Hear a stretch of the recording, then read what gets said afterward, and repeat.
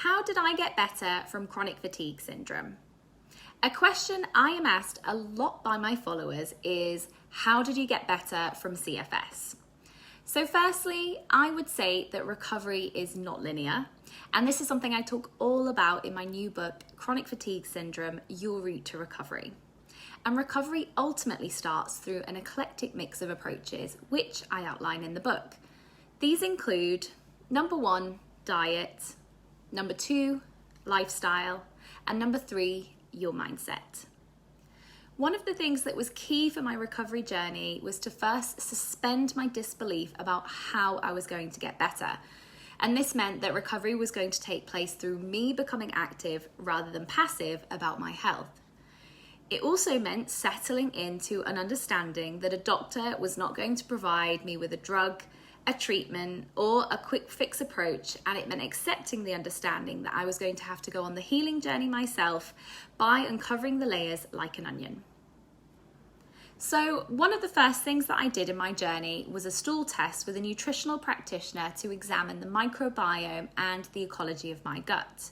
This allowed me to address the imbalances and infections that were picked up through a targeted range of supplements, which involved some weeding to support gut dysbiosis. I followed a 5R approach, which was ultimately about restoring gut health and repairing and strengthening the integrity of my gut barrier whilst working on food sensitivities that I was experiencing and that they were adding to my symptom load along the way. The reason our gut is such a key area to address in fatigue is because it is one of the best ways we can help to dampen down inflammation. Our gut houses 70% of our immune system, and our gut bacteria influence our hormones such as our thyroid, our mitochondria, which are our little energy factories within our cells, and the gut also houses its very own nervous system, which we know is largely affected in CFS. So when it comes to diet, I removed gluten, dairy, sugar, alcohol, and caffeine, and at one stage went on a paleo diet that involved eating an abundance of plants and protein-rich foods for blood sugar balance and incorporating anti-inflammatory foods like turmeric, ginger, bone broth, and fermented foods like kimchi, sauerkraut, and kefir. I also focused a lot on how I was eating, ensuring that I wasn't stress eating and that meal times were made a ritual where I focused on chewing to really enhance the digestion and absorption of nutrients within my meals. A key jigsaw puzzle piece for me was not just working on the physical terrain, but also on the mental terrain as well.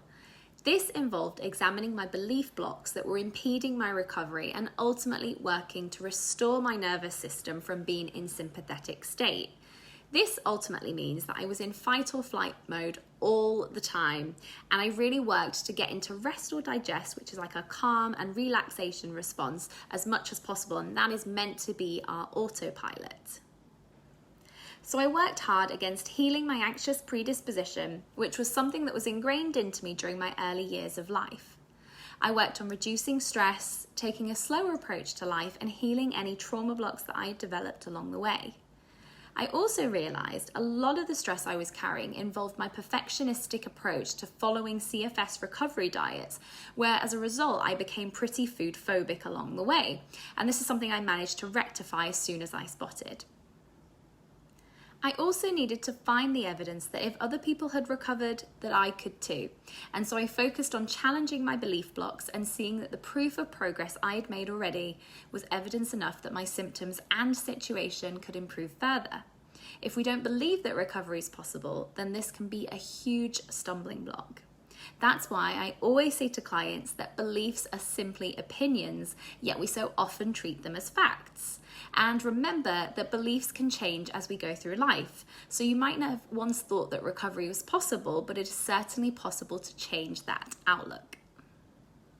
Another key part of lifestyle change for me was getting rid of toxic chemicals from my household.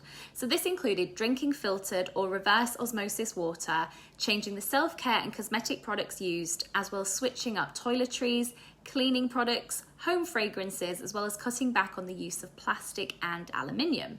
And ultimately stripping things back so I lowered my toxic load of what my hormones were exposed to, all the while working on liver supportive strategies to enhance my detoxification capacities. So this meant increasing consumption of sulfur-rich foods like broccoli, garlic, onion and leeks to really help those detoxification processes work better. NLP, also known as Neuro-Linguistic Programming, was a big part of my recovery process too. I incorporated something called the STOP technique, and this is something I outline in my book, which can be implemented during times where I found myself activating the fight or flight response. So I worked on how my mind experienced the world around me through various NLP and neuroplasticity techniques, and I shall cover more on this in a future video. So remember that the mind is a muscle that we need to flex in the right way, and we can mold our mind and change the way we think and ultimately change how we feel by activating new neural pathways, habits and behaviors which can fundamentally support our physiology and reduce symptoms via the mind-body connection, and obviously our central stress response too. An illness like chronic fatigue syndrome is physiological, and so therefore any attempt to support the way we think can have a remarkable impact on our physiology if we calm down that nervous system. So for me, journaling was another way to get to know my inner world and what was ticking over internally in my mind, and really getting to know myself deeper on a more spiritual level. This added another layer for me on my recovery, but helping me to challenge any negative thought cycles that were looping in my head surrounding my health. In terms of lifestyle, working on pacing was a fundamental facet for me too, as I incorporated my 75% rule, which involved finding my baseline and then rationing my activity levels each day by doing less, so that eventually my energy levels and brain fog could recoup, and I was eventually able to do more activity over time as I built up my reserves and my capacity.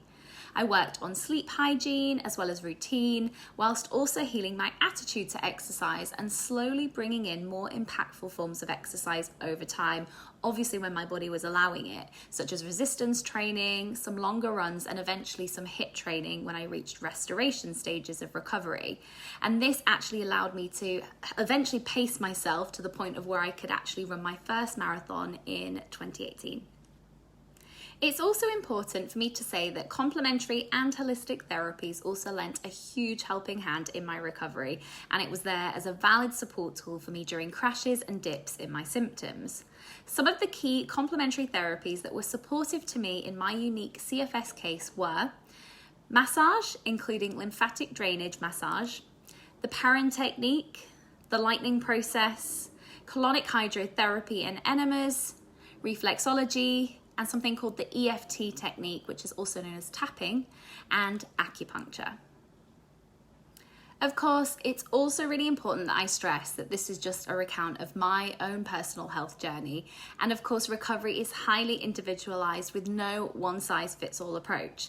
And I would always advise working with a healthcare practitioner who is well-versed with CFS cases, such as at the Ardere Clinic, in order to really hone in on what may be a supportive approach for you as an individual. Let me know some of the best lifestyle tools that supported you in your CFS recovery journey in the comments below.